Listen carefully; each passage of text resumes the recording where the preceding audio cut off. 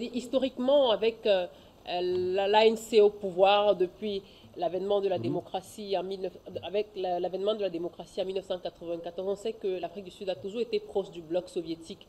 Est-ce que vous pensez justement que ce fait historique-là, par exemple, a quelque part à jouer en la faveur de ce que l'Afrique du Sud soit choisie comme le pays de la première étape de la tournée d'Anthony Blinken? C'est pas un hasard parce qu'il y a une chose importante. L'Afrique du Sud fait partie de ces fameuses BRICS. Alors, les BRICS, c'est un terme qui a été défini par un cabinet de réflexion économique américain qui travaille beaucoup sur les questions de financement et autres. Je ne vais pas donner le nom, c'est pas très utile. Et donc, c'était défini il y a une quinzaine d'années. Et aujourd'hui, c'est une réalité géopolitique et géoéconomique. Donc, l'Afrique du Sud faisant partie de ces 5 membres qui ont fondé cette organisation supranationale, qui sont en plus, et c'est pas rien, sur les 5 continents quasiment, hein, que ce soit le Brésil, l'Afrique du Sud pour l'Afrique, l'Inde, la Chine. Je veux dire, c'est quand même assez extraordinaire, sans parler de la Russie évidemment, de voir qu'on a 5 grandes puissances majeures de ces 5 continents émergents qui représentent à L5 25% de la population mondiale, mais pas seulement, excuse-moi, 40% avec 25% des richesses créées. Donc c'est quand même une énorme force. Et les Américains ne s'y sont pas trompés puisqu'ils vont en Afrique du Sud, et c'est bien que Linda les rappelait tout à l'heure. Effectivement, ils vont en Afrique du Sud dans un pays qui est industriel. Alors ce pays s'est industrialisé parce qu'à une époque, avec l'hypocrisie ambiante qui régnait, certains pays ont fait semblant de les boycotter, d'autres l'ont vraiment fait. Il y a des pays qui ont réellement boycotté l'Afrique du Sud pour faire plier ce régime raciste. Et ce qui s'est passé, c'est que les Sud-Africains, comme tous les pays qu'on boycotte, comme boycott ou qu'on isole, comme l'Iran d'ailleurs, demeurant, finissent par faire leur propre production industrielle. Et aujourd'hui, c'est devenu une véritable locomotive industrielle. C'est un pays qui a un peu plus de presque 40 millions d'habitants maintenant.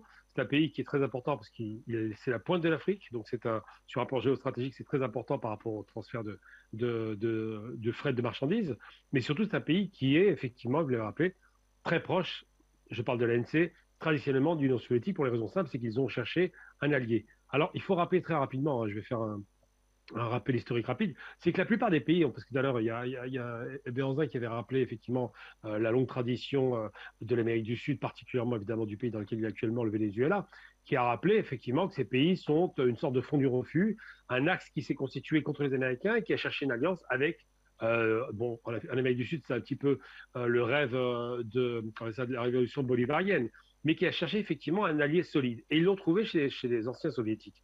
Donc aujourd'hui, fort heureusement, les Russes sont là pour empêcher l'invasion de Cuba ou l'invasion du Venezuela. C'est une véritable alliance très solide qui est ancrée. Mais ces pays n'étaient pas nécessairement communistes au démarrage.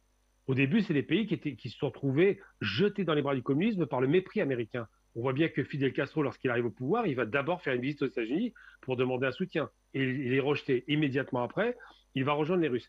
Donc, c'est dire que aujourd'hui, si les États-Unis vont en Afrique du Sud, c'est parce qu'il y a d'abord ce poids prépondérant de la puissance économique sud-africaine qui est indiscutable, hein, là-dessus on ne peut pas discuter, avec le Nigeria, c'est les deux plus grandes puissances, c'est l'Algérie en troisième position.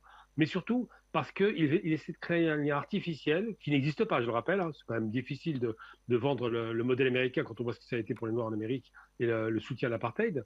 Donc il essaie de faire en sorte de créer un coin entre les Russes, les BRICS, les Chinois, les Brésiliens et les Indiens. Et ça ne marche pas. Et il voit bien que ça ne marche pas.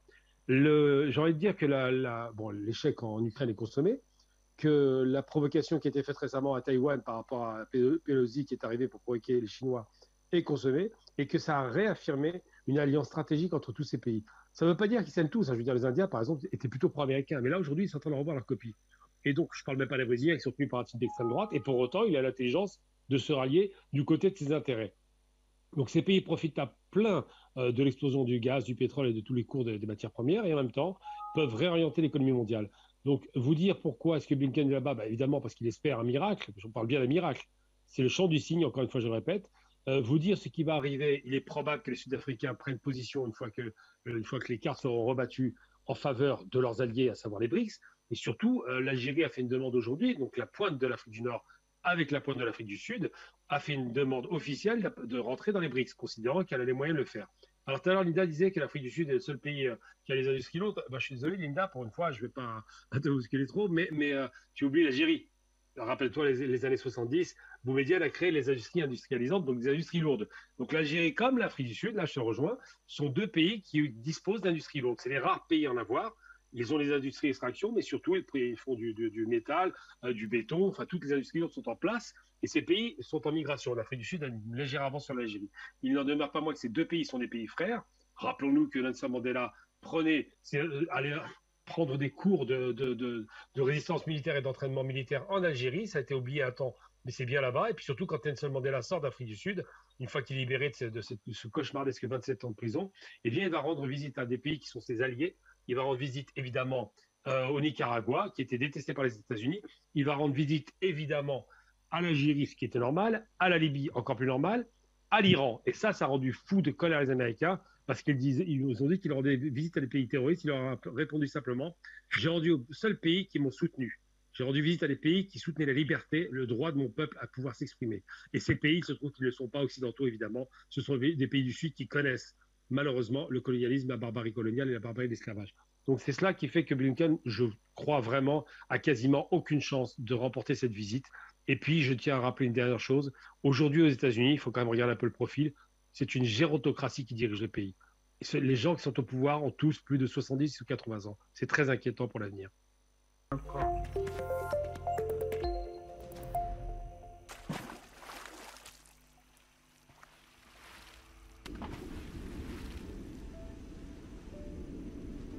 Afrique Média. Le monde, c'est nous.